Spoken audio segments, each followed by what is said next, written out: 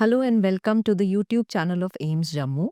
Today we have two special guests with us, Dr. Vandana Sharma, who is Associate Professor and Director, Pain Management Services at State University, Syracuse, New York, and Dr. Manish, who is an attending anesthesiologist at Guthrie Cortland Medical Center, New York. They would be talking about the pain services.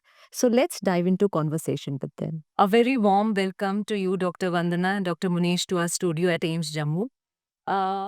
Ma'am, you are a practicing anesthesiologist and a pain physician in the US.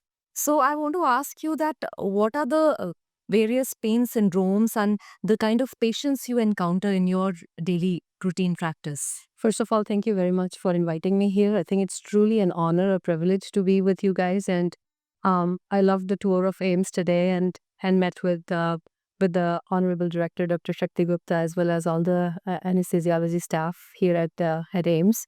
So going back to your question, yes, I practice in United States and I've been treating pain for quite a long time now. The kind of pain syndromes that we usually encounter in our clinical practice are basically it's a multitude of different things that we are doing right now, and that involves the broad spectrum, starting from treating acute postoperative pain to persistent post-surgical pain, and then moving on to chronic pain as well.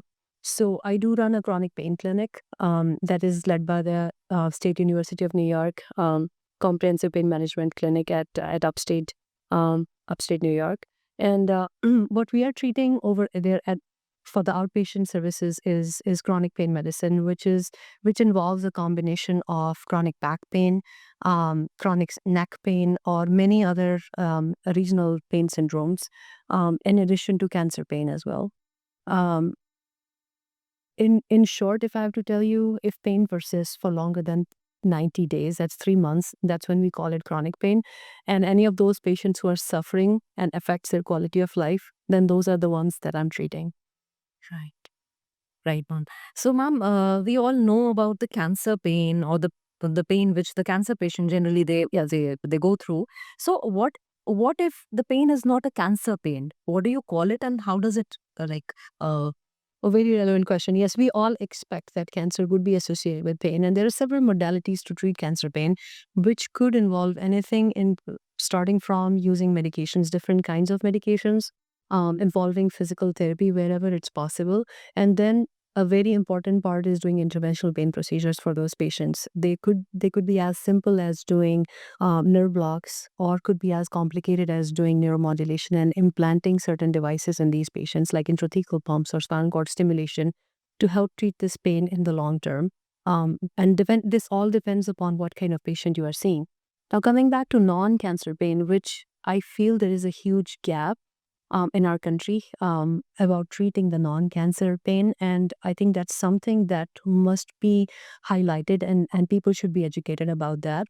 And what I am currently treating in the non-cancer arena is mostly chronic spine-related problems like chronic neck pain shooting down into the arms, what we call cervical radiculopathy, or chronic back pain, like pain shooting in the back and shooting down into the legs, causing weakness or neuropathic pain into the legs and feet. Along with that, there are certain pain syndromes like complex regional pain syndrome, which is something that a lot of people don't know about. people feel that Yes. they have to bear that pain? Yes, exactly. And that's why we need to have some kind of education. Somehow, if we can provide education to the people that this is something that can be treated. You don't have to bear it. This is something you just need to find an appropriate physician. Most of the times, they're anesthesiologists who specialize in pain management. And I also want to definitely say that in AIMS, you guys are lucky to have your anesthesiologists. Some of them are trained in pain, and they can offer some of this expertise to the people. Some of them are highly trained in interventional pain procedures as well. So I think you should be using their expertise and expanding this services. Definitely, definitely. My next question is to Dr. Munish. Dr. Munish, You are also a practicing anesthesiologist at the United States.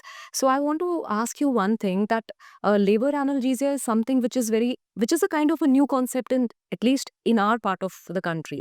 So just want to know what this labor analgesia is, and how do you practice it? So labor analgesia in the West has been there for a lot of years now, but in these part of the world, it's still coming up. It's in the big cities. People are asking for labor epidurals. That is, we place a catheter. The anesthesiologist places a catheter in the back of a expecting female who's going to deliver in next 7 to 10 hours, or sometimes a little bit more, and we place a catheter and then we inject some medication through that. That's a local anesthetic. Until the baby is born, she has the catheter in place. So whosoever has had that one wants to have it again. I can vouch for that for sure. I had it when my babies were born, and it definitely helps. It definitely calms down the misery that comes with it. And I think it's just a matter of awareness, Yeah. making people aware. Absolutely. That there's something like that possible that makes your childbirth so much easier. And all anesthesiologists here in this part are trained to place an epidural. It's just placing a labor epidural, which they can take the initiative of having, and having you guys thinking about it. It's a very positive thing. So all the women who are thinking of having a pain-free Yes. analgesia, so I think this would be a great step. Yes, and you people have a lot of people who have had training Yeah, of in course. basic epidurals. I think logistics is the key as well. Like if you're working in a very busy center, obviously, how many epidurals can you place and place them safely? Because with that comes the responsibility of monitoring moderation as well. So, So is that a possibility, like in a country like India, where we have so many patients who are ready to deliver? Then I mean, at this point, the population is young. I haven't worked here for almost 25 years, but I can easily say from my past experience, it's a busy service. So is that something can be logistically delivered to the patients or not? I think centers like AIMS that are newly developing, I think you guys have the infrastructure, and probably you could be the leading service in that. definitely. Radhika designated OB anesthesiologist as would be like the way it happens in the West, having a designated person who places the epidural and then monitors it is the best way to go. Absolutely.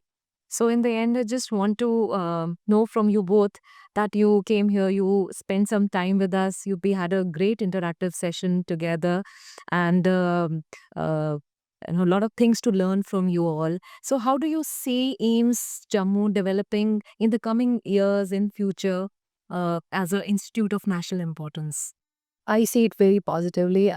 When I came here, I did not know much about AIMS, but after meeting Dr. Shakti Gupta, after meeting you, Shruti, and also the faculty in the Department of Anesthesiology, and even in oncology, radiation oncology, I think you guys are doing an awesome job. I think you are all very talented physicians. You have the capability of bringing this institution very high up, and I see um, the thing that impressed me the most was when I met Dr. Shakti Gupta, and one of the faculty members asked him for something, and he was like, granted. And I'm like, I'm jealous of how you guys are going here. You talk to your director directly. He's so approachable. So what you need, you are getting it right away. What else can you ask for? You guys have resources. You're using them wisely. You have talent. You have the hardworking people. I only see positivity ahead. To add it, like what you see is positive young blood, positive young blood in People are ready to the give. yes. And with Dr. Shakti Gupta at the helm of affairs is going to be all positive. Thank you so much for your kind words and so much of encouragement. It really means a lot to us, and we are grateful for you, to you, and for sparing such valuable time of yours and spending time with us, giving us so much valuable inputs. Thank you so much for coming here. Thank you very much.